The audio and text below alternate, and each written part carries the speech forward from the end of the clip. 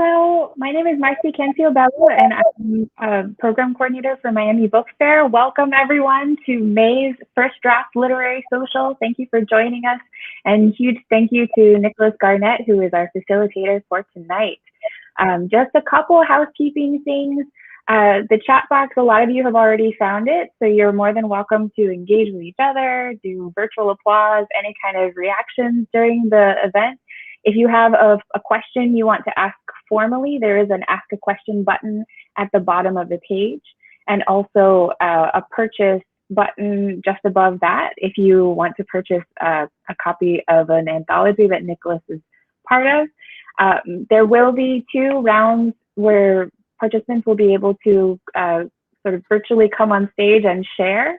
So I'll be monitoring the chat box. So during that time, Nicholas is going to ask people to volunteer, and whoever volunteers first will be invited to share their video. You'll just need to click accept and connect, and I'll be around. So if you have any needs, just drop them in the chat box.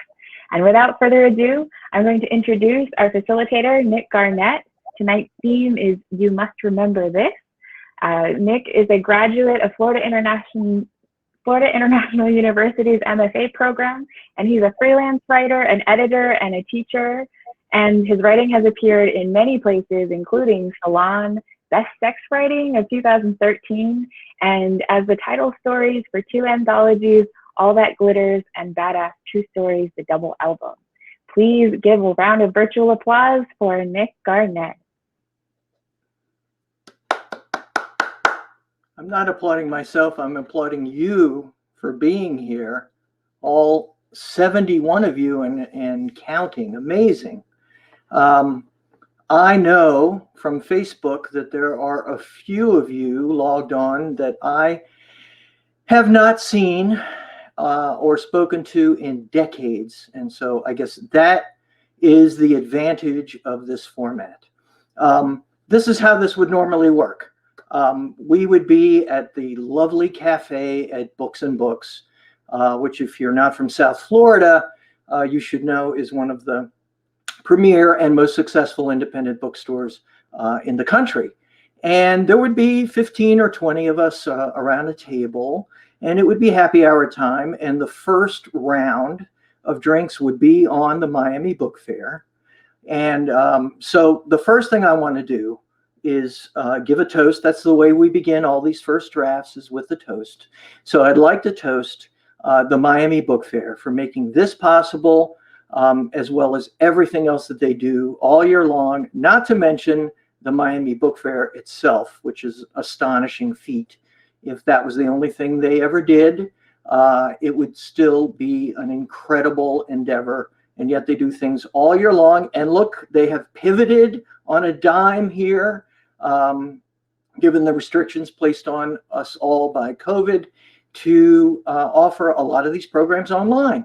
So this is what's going to happen. This is going to be as informal as we can possibly make it. We're going to talk about memoir tonight. What we'll be discussing could really be part of a semester-long course. There's no way to cover all the material, and we're not even going to try. We're going to try to have some fun. I'll try to talk about a few things. You will be able to ask questions. You'll be able to comment. You will even have the opportunity to share some of your writing after a couple of the prompts that we do. Don't feel that you have to, though. In fact, all of you, all 75 of you, will not be able to share. I hate to break it to you. So I'll be posting various links to some books that I talk about. I will be referencing some essays. All of that will be available on a reference document with links. If you can buy it, you'll go directly to Books and Books, and we want you to buy everything from Books and Books these days, because they, like so many other vendors, have had to shut down all of their operations, and they exist only on the internet right now.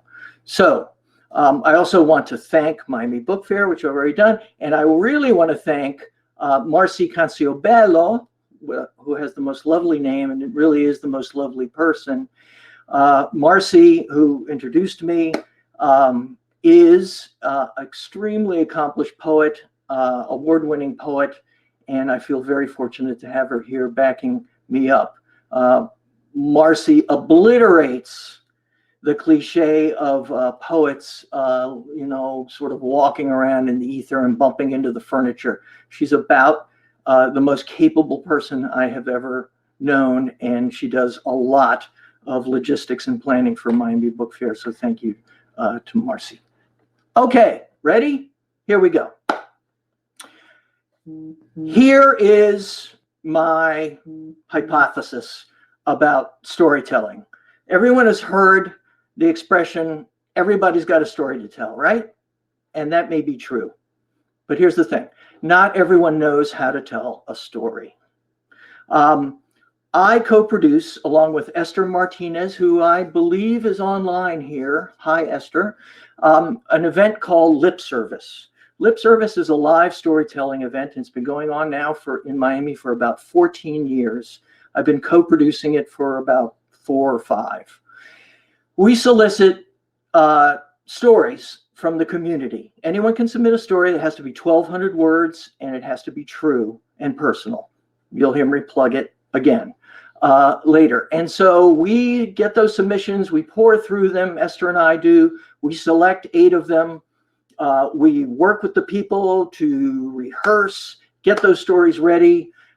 We do a live rehearsal, and then those folks present their stories in front of a live audience. So Esther and I have literally poured through, at this point, in my case, many dozens, and in her case, hundreds of story submissions. And so we have kind of learned, because we get immediate feedback from the audience when those stories are presented, what works and what doesn't work. And it's true, live storytelling is its own unique sort of genre.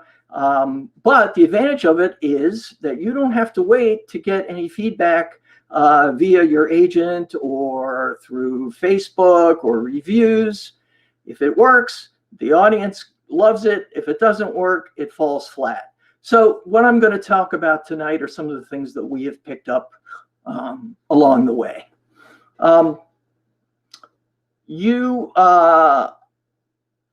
As I go through this, what I'd like you to do is start to filter what I'm talking about through your life.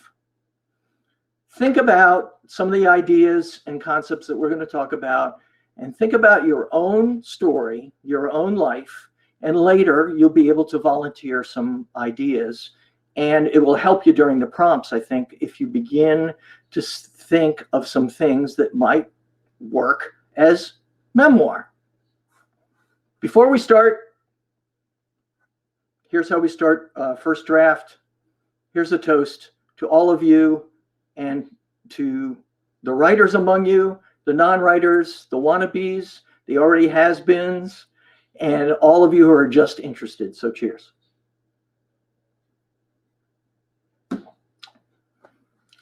So let's talk a second here about what memoir is not.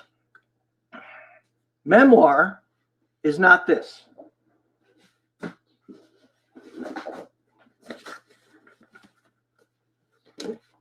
Or this. Those are 1,000-page, highly researched biographies. 1,000 pages each with notes and references at the end. Obviously, memoir is not biography. There can be other characters in your memoir. They can even be really important and play central roles, but memoir is always about you, right? What else is memoir not? Memoir is not autobiography. When I was a kid, a movie came out called Patton about George S. Patton, famous general in World War II. And I became obsessed with the guy. It was a great performance, an Academy Award winning performance by George C. Scott. So I went and I bought a biography of Patton, and I devoured it. It was really interesting, written by a very good writer. Then I bought the autobiography of George S. Patton, written by Patton himself, and I got about 20 pages into it, and I could not believe how boring it was. So what autobiography is a detailed accounting of one's own life from beginning to end. This is what famous people do, generally at the end of their lives or their careers. And it is exhaustive, and it may be interesting, but it is not memoir. Memoir, the root of which is memory, is your memory, your life, filtered through your consciousness, but it is generally not your entire life. Memoir is generally limited. It's either limited by a particular time in your life, a place, an event, or maybe even a theme. Okay? And it is usually told in retrospect with the advantage of time and perspective. What we're going through right now, if you were to write about it now, I guarantee you in 5 years, if you wrote about this whole COVID experience and having to sequester ourselves and all that, it will be a vastly different kind of story in 5 years than it would be if you wrote about it now. And so generally, memoir has the benefit of time. It's sifted through time so that the author can do what we do with the benefit of time, which is to kind of look at it in a bunch of different facets and not reacting to what's going on in the moment. I don't know where I came up with this. I was looking on Facebook, and you know how Facebook gives you these prompts. 5 years ago, 6 years ago, today, you posted this. So I think it was 6 years ago, I posted this. I said, in fiction, you sit in the character's lap. In memoir, you hold them at a distance. I don't ever remember writing that. I have no idea where it came from. Had I taken an Ambien and gone online? I have no idea. Anyway, what I mean is that in fiction, you expect generally to be right with that character in the moment, presenting what they're seeing and feeling and experiencing. Whereas in memoir, you need to step back a little bit. And I'm talking about emotionally, perhaps, or psychically. So what are the expectations with memoir? Well, first of all, we all know that if something is based on memory, memory is fallible, right? No one expects you to remember everything. And if anyone knows anything, it is that life is messy. So unlike fiction, which can be tightly constructed, and if you love thrillers or mysteries, you have certain expectations of that genre, right? Like certain things are going to happen, and this is going to lead to that in a logical sense. That doesn't always happen in memoir. And a reader, they'll forgive you for not remembering all the facts. In fact, you can even admit that you can't remember all the facts. Later on, I'm going to plug a great memoir by Andre Dubus called Townie. And there are all kinds of places in Townie which recounts him growing up in this very blue-collar, tough neighborhood of Boston, where he admits, I can't remember if I said this or that, or I hope I said this or that. That's cool. And people will not just forgive you that, they will appreciate that, because none of us can remember everything verbatim. But there is a line. And if any of you remember A Million Little Pieces, which was a memoir that came out, 10, 12 years ago now, by a guy named James Fry, it was like a recovery memoir. And it was very tough, Fry had been in and out of rehab and in and out of jail. And in a million little pieces, what happened was, and I'm going to ask Marcy to put up the first graphic here. It's that cartoon. I think it appeared in the New Yorker. What happened was, apparently, James Fry had shopped his book as fiction, and it had been roundly rejected. And he decided that he was going to jack up the story. And here's a little cartoon. I think this is out of the New Yorker. Can you guys see that? The first memoir, Noah and the Ark. And there's whatever, an agent, an editor saying, okay, it's a pretty good story, Noah, but I think it needs to be punched up a little to make it marketable, right? So it's, you can fall prey to that, and James Fry did, and basically he just made shit up. He jacked up the story. He was in prison multiple times when it was just once, or I don't know what he did. But anyway, he got caught. So don't do that. An audience will forgive if you can't remember all the facts, but here's what they want. They want the truth. What's the truth? The truth is that they want you to not shy away from the unpleasant part of your story, the part that might be embarrassing, the part that you don't want to admit to anyone ever. Somebody's calling me on Alexa. Hold on a second. Alexa, stop.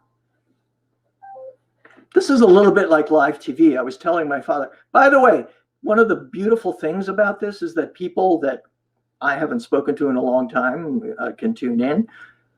My dad, who lives in Washington, D.C., my stepmother, they are tuning in. My dad's 83 years old. God bless him. And I hope he's enjoying this. So, hi, Dad. So look, people will forgive you messing up on the facts, but they do expect the truth. That is, they want you to present the story with as much honesty, emotional honesty, as you possibly can. Another thing Esther and I have learned along the way is that stories in which you portray yourself as heroic are better for comic books than they are for to be consumed by people. Even in comic books, right? What I'm talking about in memoir, you want a little more Spider-Man, you want a little more dark side, a little more honesty, a little more backstory than you want Superman, right? Okay, so we've talked about some of the things that memoir should not be. What should it be? Memoir should be significant. And what do I mean by significant? Here's the thing you want to ask yourself. Why is it that of all the things that have happened to you in your life, you want to tell this particular story? Why this thing? What did it mean? What changed about you? So here's the responsibility and the burden on you when you're writing memoir. At some point, you have to figure out the significance of your story. That doesn't mean you have to know what it is going in.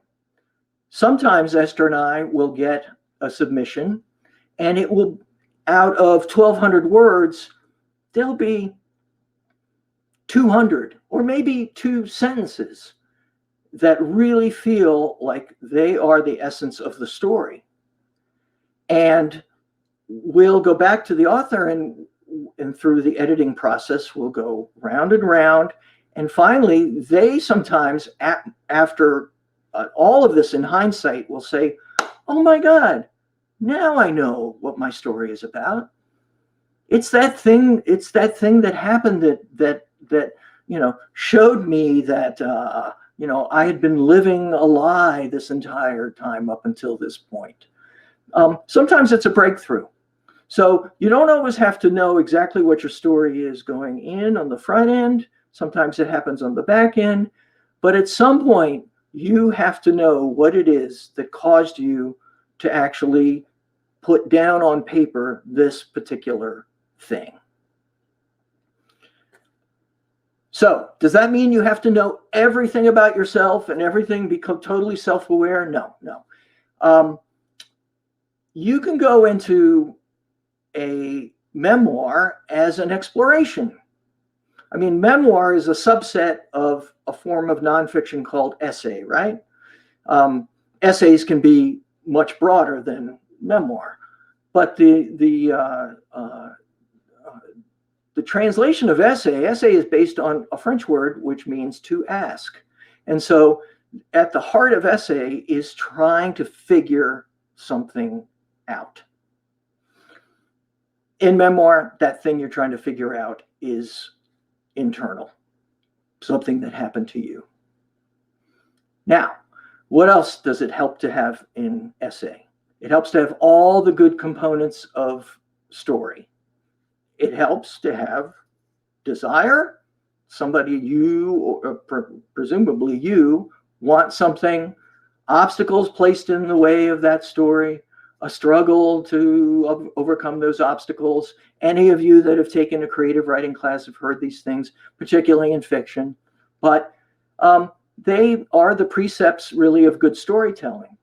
Also, anything that applies to the category of like good writing, all of the things that you would find in a book on craft, even in fiction writing, also apply to nonfiction writing. You know, the ability to write a lovely sentence, you know, to avoid adverbs and all those other things that you're taught in creative writing classes. That all applies too. And then here is the thing I think that might be the most important. In a memoir, you must have some change that happens over the course of the story. A sense that something at the end of that story has changed so that nothing leading up to that will ever be the same after the end of that story happens. Now, in some cases, Esther and I will get great writing. I mean, very competent writing. And we'll get a story and we'll look at it and we'll say, wow, this person's a great writer. But what the hell, why should I be reading this? Like, what changed? We'll talk a little bit more about that in terms of situation and story. But here's the first thing I want to read. And Marcy, you can put up Joan Didion's story, Goodbye to All That now. I don't know, maybe some of you have read this story before. It's an essay by Joan Didion. You guys know it? Goodbye to All That.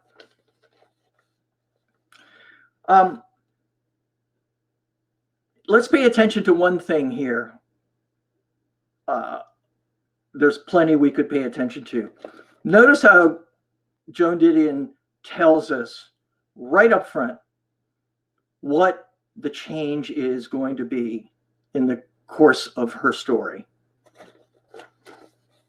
I'll read it out loud. It is easy to see the beginning of things and harder to see the ends. Well, can I just stop right there and just go, ah, what a beautiful first line. I can remember now with a clarity that makes the nerves in the back of my neck constrict when New York began for me. But I cannot lay my fingers upon the moment it ended, can never cut through the ambiguities and second starts and broken resolves to the exact place on the page where the heroine is no longer as optimistic as she once was. When I first saw New York, I was 20, and it was summertime, and I got off a DC-7 at the old Idlewild temporary terminal in a new dress, which had seemed very smart in Sacramento, but seemed less smart already, even in the old Idlewild temporary terminal. And the warm air smelled of mildew, and some instinct, programmed by all the movies I had ever seen, and all the songs I had ever heard sung, and all the stories I had ever read about New York, informed me that it would never be quite the same again. In fact, it never was.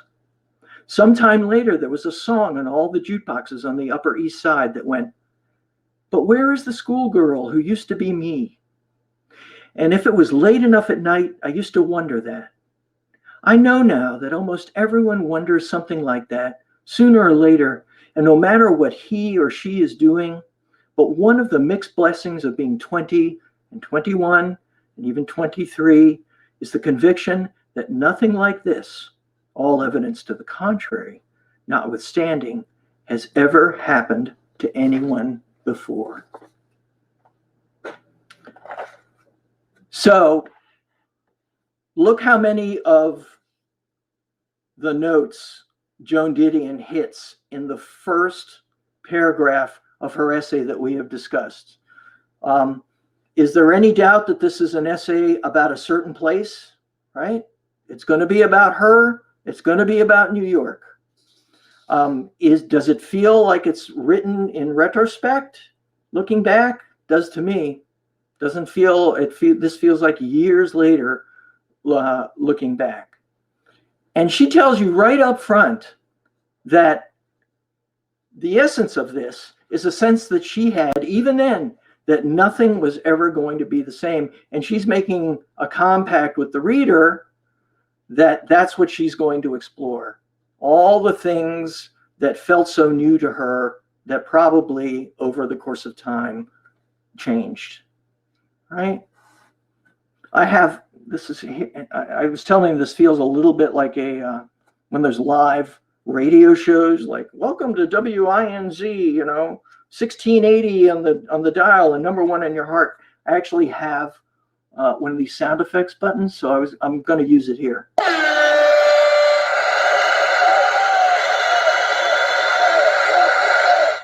Right on Joan Didion, who's still writing to this day. Okay.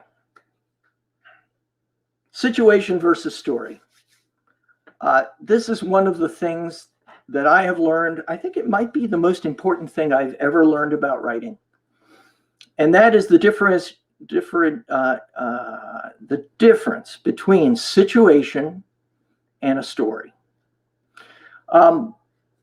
Here's what situation is. It's the facts. It's what happens, okay? And what happens can be absolutely fascinating. Like, Esther and I will sometimes get submissions of stories that are about these outrageous situations. People that have, been in on bank robberies and had to sleep out on the streets, or, been in the most embarrassing, life-altering kind of situations.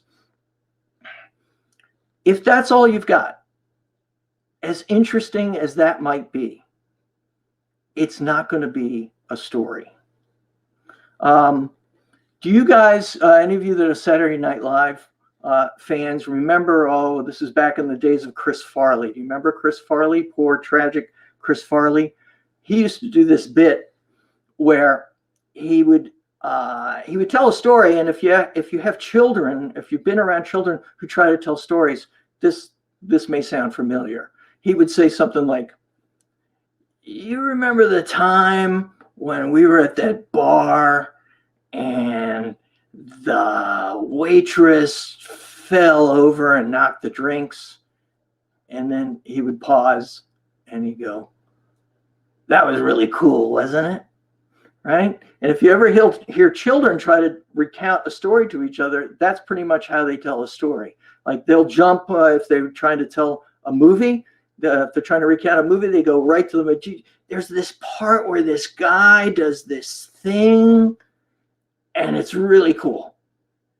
So as a reader, though, as an adult, we want more than that. So here's what the story is. The story is the emotional component of why this situation meant something to you. Like, okay, this crazy thing happened to me. So what? If you don't answer the so what, no one will care. And you know, a great situation will get you so far, but eventually you're going to hit the Chris Farley moment. So it's the emotional component that compels a reader. This is a good segue into a video segment I'm going to show you. So Marcy, this is the lip service clip. I'm going to show you an example of a lip service story that went through like the whole editing process and rehearsal and ended up on stage. And Clay, I know he's online here. Clay's a good friend of mine, and he's a very fine writer and a hell of a storyteller, as you're going to see. So first, I'd like you to listen and see the story. It's about 10 minutes. And I want you to think about what Clay presents as the situation, if you had to summarize it, and what Clay's story is. And then I'm going to give you some backstory about how this sort of evolved into what you're going to see. So this is a Clay a couple of years ago, Clayton Littlewood, performing 12th Street Beach, it's the name of the story, at lip service. Okay?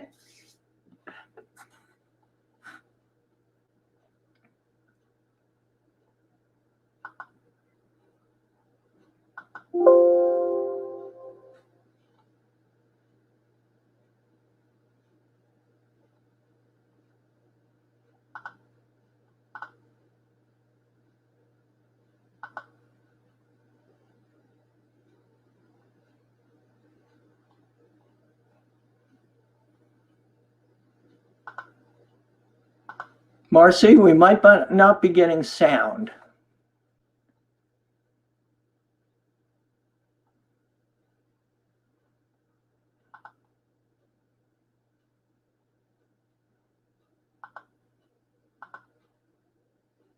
Anyone here? Can anyone hear?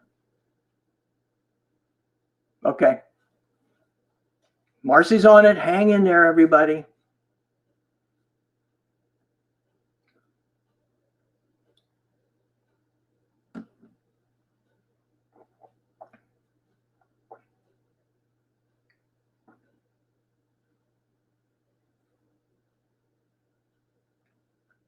This is like live TV. Something is guaranteed to go wrong. Can you guys hear me?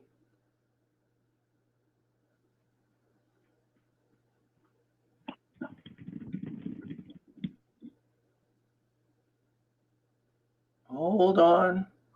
The first time I left my home, I swore I would never return. I spent the last week of 1999 on holiday in South Beach with my ex-boyfriend Derek and his new boyfriend. It sounds awkward, but it wasn't. I met Dan in 1983. I was 19, Dan was 20. He was from Liverpool. I was a West Country boy. He was confident and outgoing. I was shy introvert.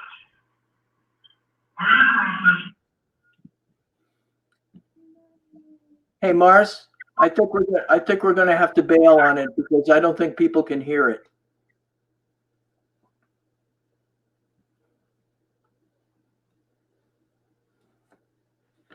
Sorry, guys. I think we're going to have to abandon the live version, and I'm going to have to summarize. Sorry, Clay. Clay, are you out there? Yeah. Let me walk you through the process. what we can do later is provide you the link to get you to the actual version where the sound will be clear. Clay had moved to Miami from London because of the death of his spouse, his husband. And so he had sent me a story that he was working on, and it recounted his experience years before in Miami Beach when he had come with an ex-boyfriend and the ex-boyfriend's current boyfriend to Miami Beach. And what had happened was that the ex-boyfriend's boyfriend overdosed and died in Miami Beach. A horrible, horrible experience. At the end of which, after not being able to, I mean, it was terrible. They weren't able to get the body. It took many, many days, maybe it was even a week, to get the body released. And as you can imagine, a horrible situation. And Clay vowed that he was never coming back to Miami Beach, a place he associated with death. And so he sent me an extremely vivid and compelling and disturbing story about that experience, coming to Miami Beach with his former boyfriend and his former boyfriend's boyfriend, and seeing him overdose and die in the hospital room. I'm sorry, die in their hotel room. Terrible. But that was the story as it existed. And so over the course of many, many edits and revisions, we ended up with a story that actually was much broader. It began with Clay meeting that boyfriend and then coming to Miami and then having that experience and vowing never to come back, and then deciding to come back one last time, sort of like to purge the demons, and then meeting another man who ended up being the love of his life. And the two of them then go back, a Cuban guy from Miami. Two of them end up going back, setting up a business in London, in Soho. And then the second love of his life contracts cancer and dies.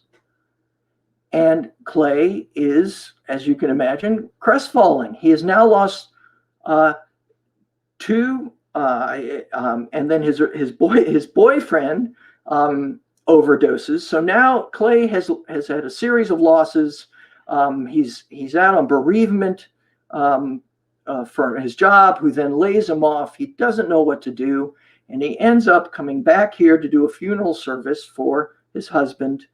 And we end with this lovely moment on the beach in which Clay realizes that, well, maybe this here, spreading his ashes out onto Miami Beach, the very place where 12th Street, where that used to be the mecca of all the gay activity, maybe this is the place where it's a place for him to start over. That story took, I don't know how many rounds of edits for Clay to get through the situation and finally come around to the story, which was he overcame a series of painful losses and found hope in the very last place he ever expected to find it, the place that he had written off. Okay? That was the story. The situation was, man loses the two great loves of his life and chooses to live in the place he had vowed never to see again. Okay? That's what happened. But it's the emotional journey that Clay went through that really makes the story work. So we'll get you the link, and believe me, take 11 minutes and watch it. It's a beautiful story. So if you don't believe me, here's where you'll see this situation and story be the example of which is used very often. And here's where you usually see it, on book jackets. Okay. The book jacket copy often addresses the situation and the story. Here's an example. Wonderful memoir, Mothers of Sparta by Dawn Davies. I highly recommend it. Here's the book jacket copy. I'm going to read you one paragraph and then another. This is a book about a young girl who moves to a new town every couple of years, a misfit teenager who finds solace in a local music scene, an adrift 20-something who drops out of college to pursue her dream of making cheesecake on a stick, a successful business franchise. Alone in a new city, she summons her inner strength as she holds the hand of a dying stranger. Okay? All of that up here is situation. And then we get to the bottom paragraph on the book jacket copy. Mothers of Sparta is not a blow-by-blow of Davies' life, but rather an examination of the exquisite and often painful moments of a life. The moments we look back on and say, that moment mattered. Straddling the fence between humor and, well, not humor, Davies has written a book about what it's like to try to carve a place for oneself in the world, no matter how unyielding the rock can be. So there you go. Do you guys see the difference between the story and the situation? And if you pick up almost any book, one of the freelance gigs I do is writing bios for the authors that are coming from the Miami Book Fair. So I usually have to go to their press release material, take it and summarize it in a 3 or 4 sentences in a blurb. And there are 400 authors, 400 to 500 authors that come every year to Miami Book Fair. So I've literally have written, I don't know, thousands of these things. And this is what I've noticed. Usually in the press material, there's a statement of the situation and then the story. Okay, we're at the first prompt. Here's what I want you to do. Think about a time in your life that was significant. And we've talked about what significant means. You know, something that felt like it changed you for some reason or another. And I want you in a couple of sentences to summarize that. So I want you to give me the situation. This takes place in 1994 when I was in college and I was dating a series of, bad dudes. And then, if you can, and I don't want to limit you to that. I mean, you can say, look, this is about a 10-year period in my life when I lived in Madagascar, right? Whatever it is. Then if you can, in another sentence or two, summarize why this story is significant to you. So what I'm asking you for is the situation, right? And the story. You guys clear on this? Yes? I don't have a crickets sound effect, but I would be playing it now. Yeah. I'm going to give you 10 minutes. Good question, Aaron. I'm going to give you 10 minutes. Good.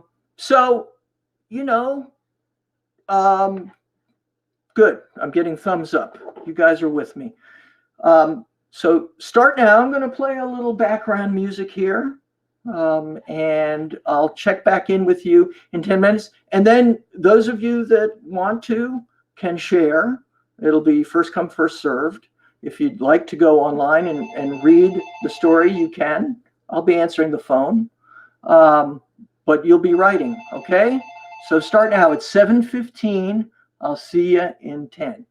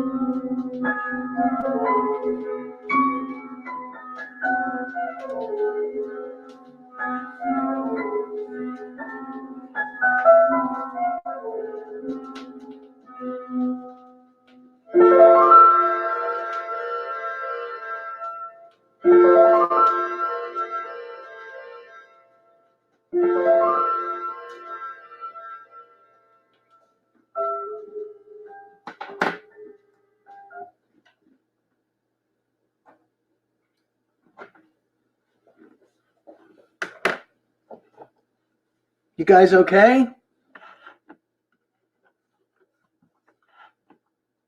that enough time? Yes?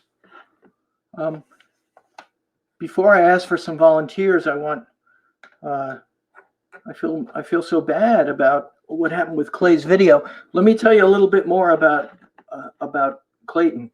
He while he was in Soho with his husband, they opened a very stylish men's boutique in the heart of London in Soho. Clayton used to sit in the window of the boutique and observe all the crazy goings on. They had everything from street hookers to celebrities come in. And they also had a brothel, a legal brothel upstairs from them. And so over the course of more than a year, I think, Clayton wrote down what he saw and observed, and he published that work as a memoir. It's called A Dirty White Boy, which was the name of the shop, Tales of Soho. It's available for sale. It's in my list of references, so you'll see it with a link of where it can be purchased. And like the rest of us, Clay has been sequestered at home. And every so often, if you friend him on Facebook, he comes on and reads a chapter from his book. And let me tell you, it is highly entertaining. So I strongly recommend you do that. The other thing was I played some music while we were on break there. 50 bonus points to anyone who can identify the music. Anybody? Oh, my father and my stepmother have to recuse themselves because I know they know it. It's one of his, some of his favorite music. I'll give you a hint. It's a movie soundtrack. Does that help? Anyone? 50 bonus points, guys. I don't just give that away. Die Hard. Good guess. I have no idea. Another good guess. George, no idea. Okay, 5 more seconds. Yeah? No? Okay. Anyone seen the movie To Kill a Mockingbird? That's the soundtrack from the movie. Ah, yes, Aaron. And while it is not a memoir per se, of course, we know that To Kill a Mockingbird was strongly based on Harper Lee's childhood in Mississippi, I guess it was. Okay, do we have any volunteers to share their summaries of their situation and stories?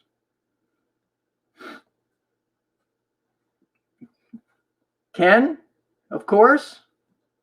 Okay. Marcy, do we see Ken? And Susanna? Yeah. Oh. That's my dog chiming in, but she never gets the situation in the story right. She always gets those things confused. Okay.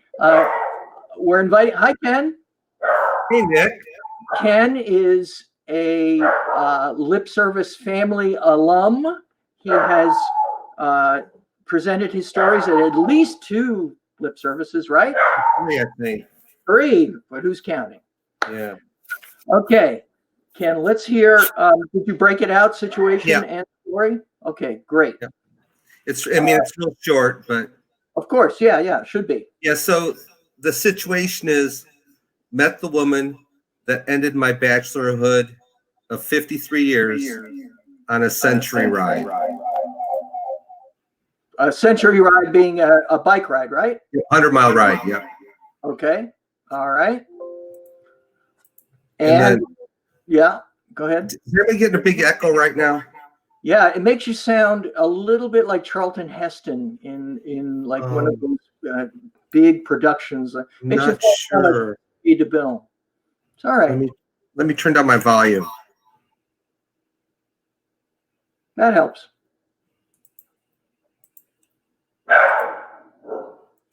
Is that it? That's better. Still sucks. No, I hear you. You guys hear Ken? I need to turn off something. What do I need to turn off? I The think volume on my end? it's much better. Okay. Oh, yeah. Turn off your volume, people are saying. Turn off my volume? Is that it? Can you hear me now? You Yeah, can hear me. Okay, cool. Oh, good. Okay. And Jack the story? missed the ride that day. I don't remember why.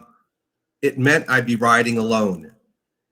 I'd ridden alone hours before without speaking to anyone quite a few times, but never on a group tour. There were a couple thousand riders crossing the George Washington Bridge that day, and the New York Cycling Club's escape from the New York Century Ride. It was only 10 miles or so into the ride when I met Helen. Okay. Okay, good. So do you guys, do you have a sense of Ken's story and his situation? Anyone?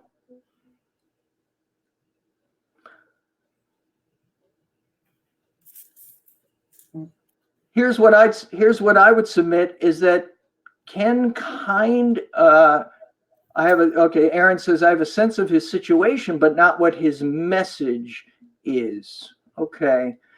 I have a sense that what Ken did is he kind of combined his story and his situation in that first sentence, because we get the what happened, and then the implication is that what happened ended his 53 years of bachelorhood, right? Which carries with it an implication of story. What we might want is just one more sentence on top of that to just sort of say like what it is that had kept Ken a bachelor, right? All those years, and what it is about that particular person that changed all that. And all we would need is a hint. You know, the telling is going to give us the rest of the picture, right? That's why we're going to read or listen to the rest of it. All right. Good. Who else? Who was next?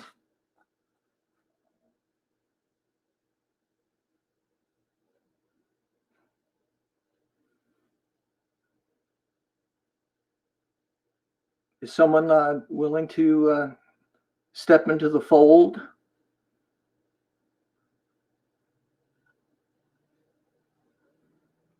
Do we have somebody on cue, Marcy?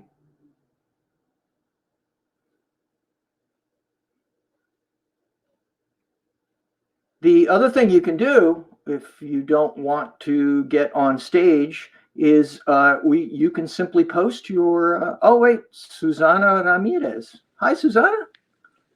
Hi. Where are you, by the way? I'm not sure. I can't hear you. I don't know if you guys can hear me. Yes. Okay. Can you hear me? I guess I'll just read what I wrote and then I'll disconnect so that I can hear you. Okay. Over 10 years ago, during my undergraduate studies at Florida International University, I was given the opportunity to substitute for a colleague of mine on a marine biology research trip. It was fieldwork that I had wanted to apply for when I first started studying at FIU, but I couldn't but no one could until they were at least sophomores. She and I had worked together at the biology stockroom for a little over 2 years. She told me she wouldn't be able to make her shift, and I was now a sophomore and had a good amount of research background. I told her that I would love to take her place, but that I hadn't been officially accepted into the program. She emailed the director and he agreed to have me sub. 3 days later, I met the research team at the Gold Panther parking garage and we drove to the Everglades. It was 5 in the morning. By the time we got to our location deep inside the Everglades Flamingo Bay, the sun was just starting to come up. Our work for the day was to find, tag, and measure bull and lemon sharks. It was the first time that I had ever worked hands-on with sharks, and it was because of that moment that I began my eventual career in shark conservation. Had I never taken the leap to substitute for my lab colleague, I most likely would have never done research on sharks, and in turn, I wouldn't have gotten to experience their magic, which was the catalyst for me to start my own nonprofit. Over a decade later, I successfully run my internationally recognized shark conservation nonprofit, and it's all thanks to that one day, which was mixed with a stroke of luck and a lot of determination.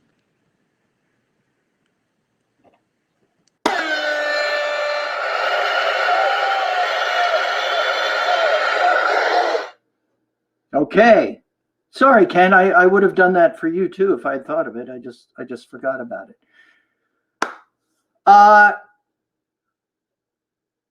Susanna, do we all have a clear sense of what the situation is? Yes? I would say we go FIU. Yeah, I would say we have a very clear sense of what the situation is, the facts, the what happened, right? And we also hear of what the aftermath, the results of that experience was. Do we feel like we're missing something?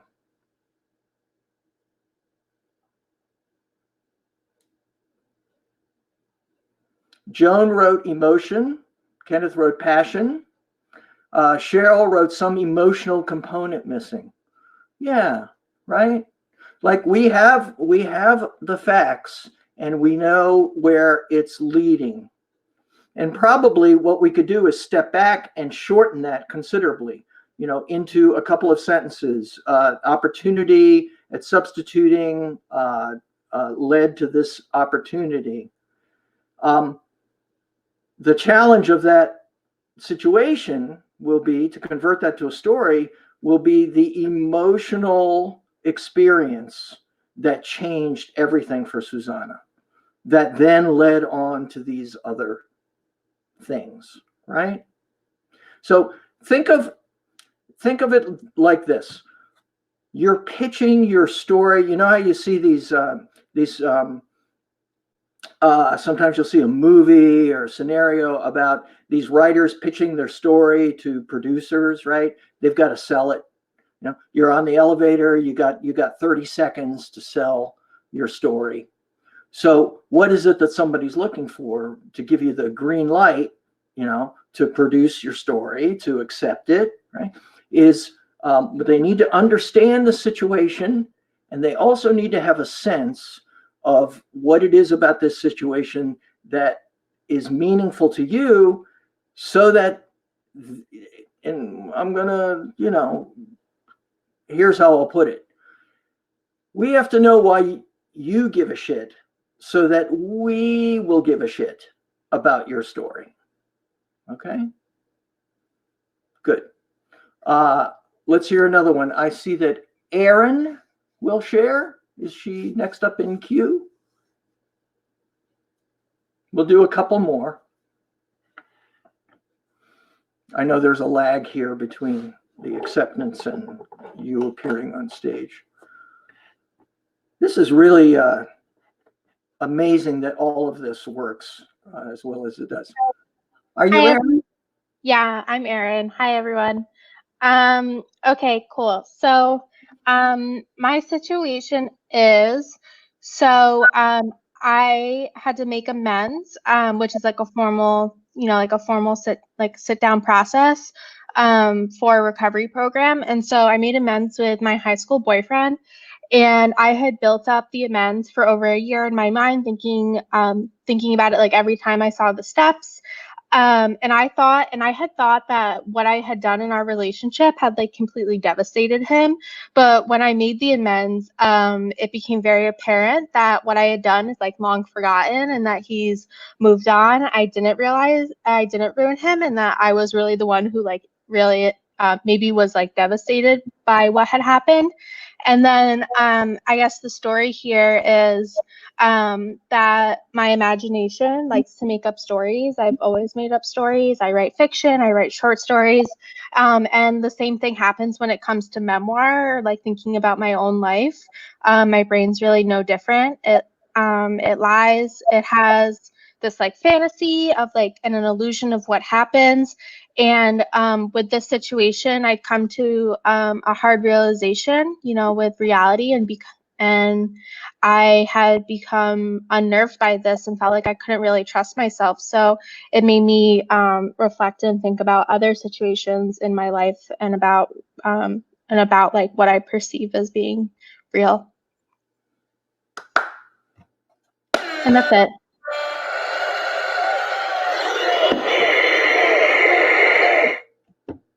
Okay. People clear on the situation here? What I get is a particular moment where Aaron had to go. I assume that this is like one of the steps that you have to go through in recovery. And that when she did it and had put a whole bunch of invested a whole bunch of emotional importance in this, that when it happened, it kind of fell flat. So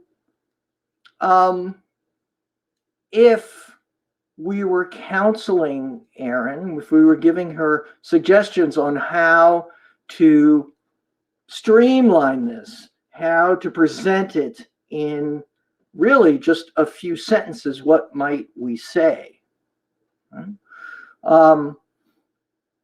So it feels to me like the situation was pretty accurately conveyed. The story part seems like it needs to be, and look, this is not easy. Let me tell you, I wrote an entire memoir. Here's some things I learned real fast. First of all, the first draft of it, I wrote in the present tense. Horrible mistake. Why? We already talked about it, because memoir needs to be filtered through your consciousness, through reflection. You write something in the present tense, you can only get what the character is experiencing in that moment. And then I had to summarize that story to present it to agents.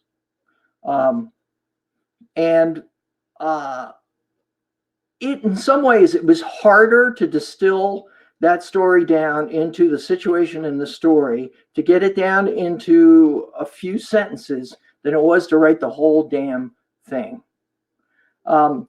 George writes, I think the issue for us is it's so easy to write the facts. Yeah, right. It's much more difficult to get to the heart, the real writing that cuts, right? Well, you have to be able to figure out what your story is at some point, sooner or later. The sooner you do it, the easier it's going to be on you. You can write, and some writers do this. This is how they work. They write page after page after page of reflections or remembrances or dialogue or whatever it is, and then they finally come around to why it is that you're telling this story. There is a reason that Erin is presenting this particular situation to us. And I believe her when she says that it meant something. I'm not quite clear yet on what it meant. Okay? And that's not a criticism, that's a critique. That is, if we were accepting a story at lip service, that would be the work. We say, oh, that's a cool situation. That must be awkward. Let's do one more, okay? I don't know who's next up in the queue. What I was saying before, as the next person comes up, that it is remarkable to me that any of this works at all. And I am so appreciative of you guys and Marcy and the book fair for making this happen. It looks like Cheryl, you're going to be next.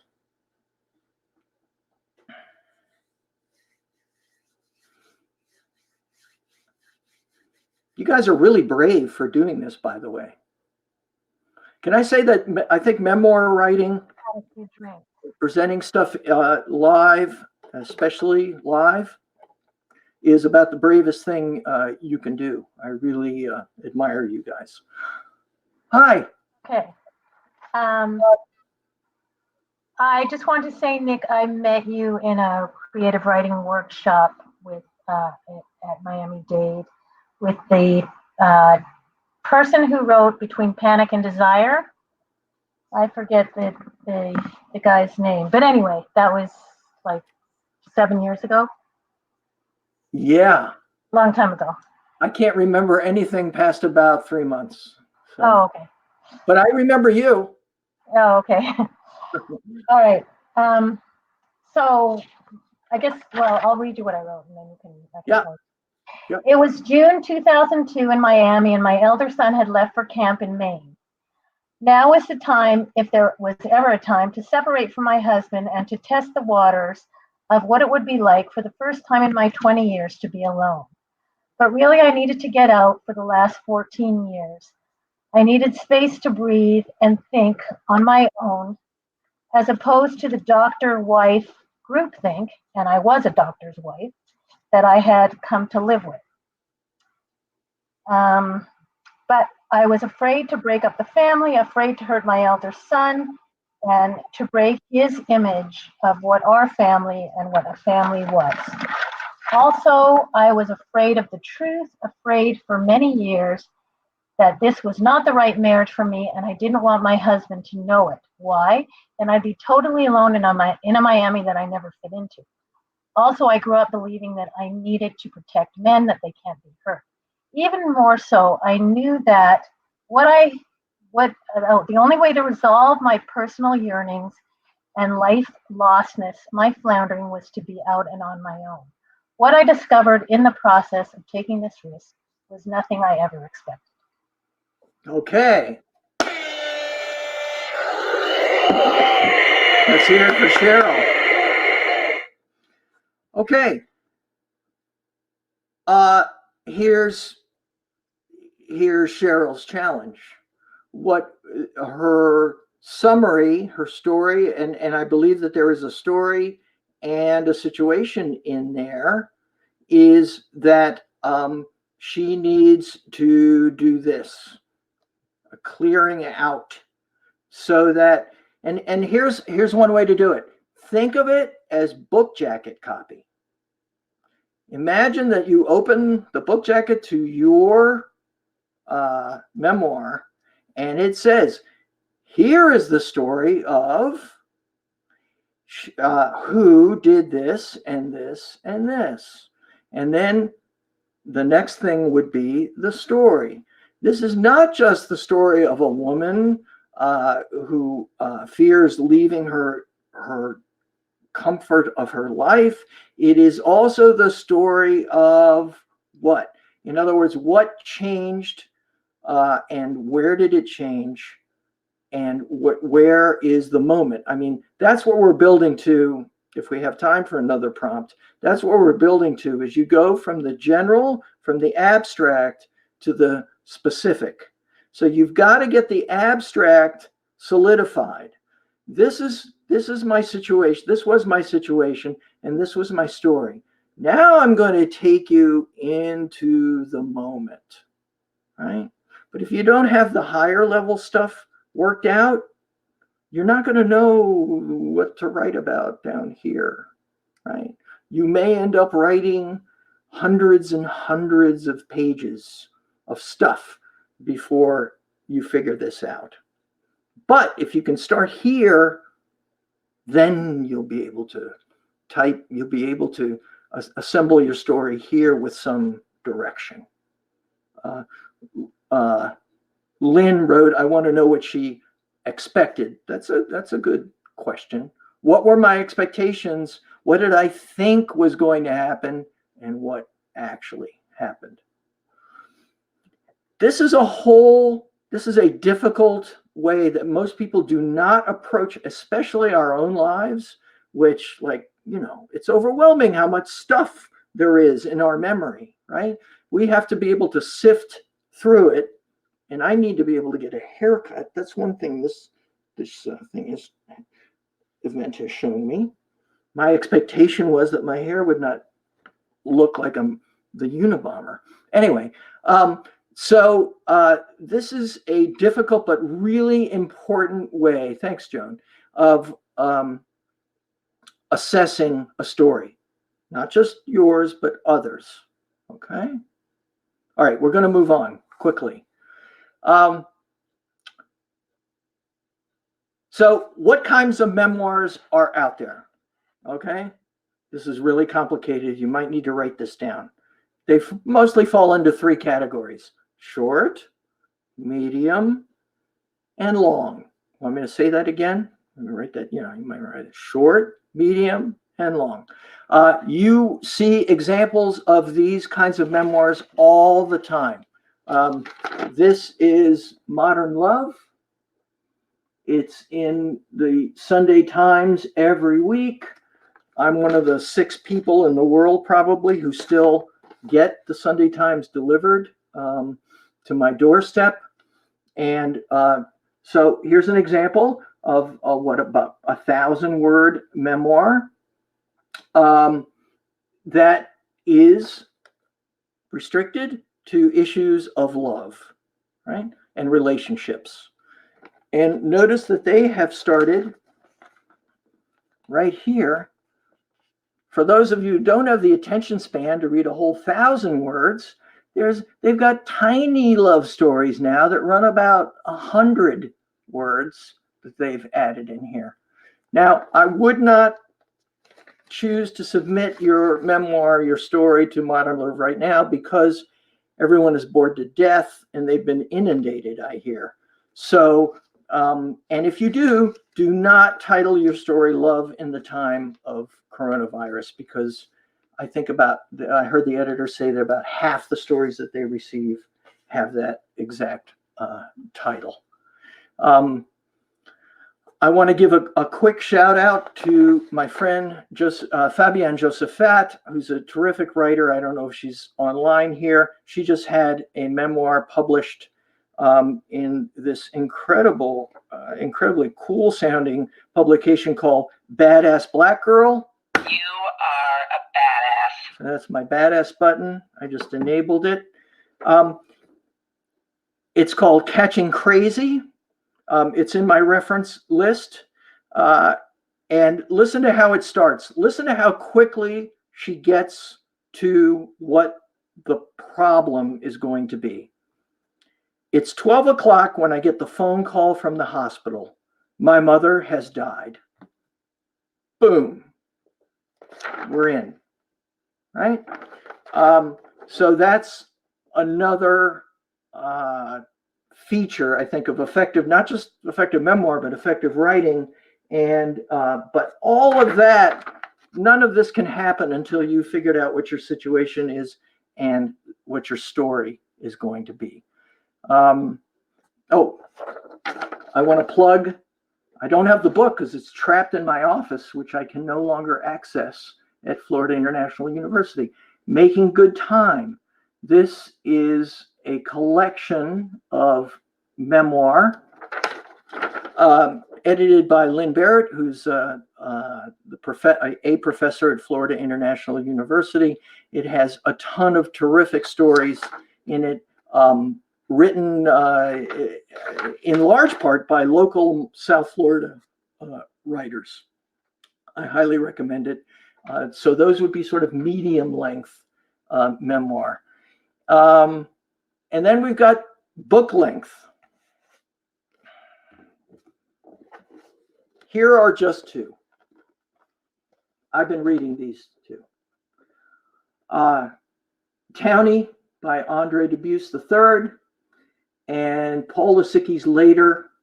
I highly recommend both of them, not just for how wonderful they are, and they are truly great. But here's an example of two different stylistic types of memoir. These are both written by men, one gay, one straight. They're both coming of age stories. Townie is written, it reads like a novel. There are scenes, there is dialogue. It takes place in a very blue collar, tough neighborhood outside of Boston in the 70s. Paul's book, Paul Lysicky, who was going to join us, but luckily he's got something else even more important to do related to promoting his book. Later is a memoir written in essays. This is what it looks like. You can see paragraphs. Some of them as short as really just a couple of paragraphs, and no longer than a couple of pages. And his is a coming of age story, whereas Andre's takes place in a really sort of like the straightest place on earth. Paul's takes place in Provincetown, which may be the gayest place on earth. And here is the threat of violence and how to make your way in a place that will demean you because you are small and not powerful.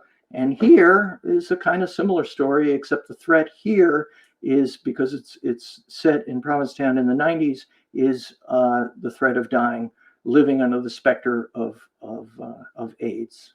Okay? I highly recommend both these books. And then here's a kind of memoir that doesn't fit really into any category. This is my good friend Jan Becker's book, The Sunshine Chronicles. And what Jan did is take her Facebook posts going in reverse chronological order and publish them.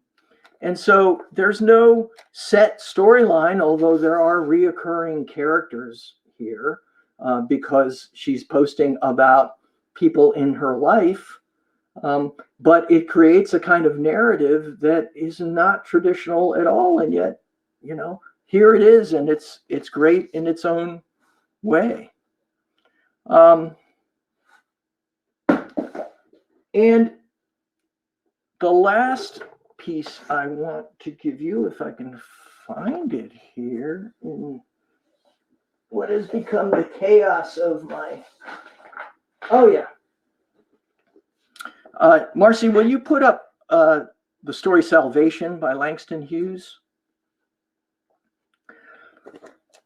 I don't know how many of you know this story, but here is an example of what we're talking about in a short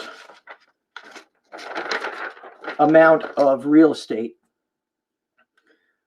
I'll read it. It's short, and I hope it will go quickly. Pay attention to how specific Langston Hughes is in terms of the situation that he's presenting. Notice how it's carefully circumscribed by place and time. It all takes place at one single event, okay? And see if the situation will be obvious. See if you can get the story out of this. Salvation. I was saved from sin when I was going on 13, but not really saved. It happened like this.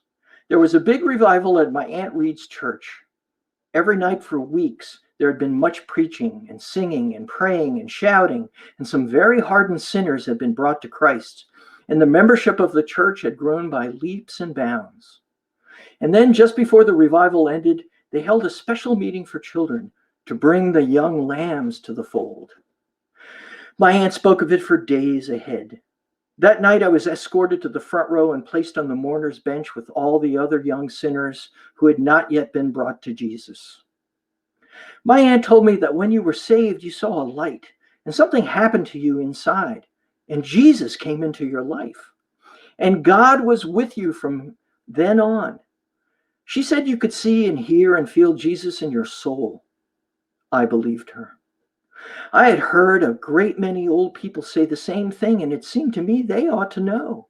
So I sat there calmly in the hot, crowded church, waiting for Jesus to come to me.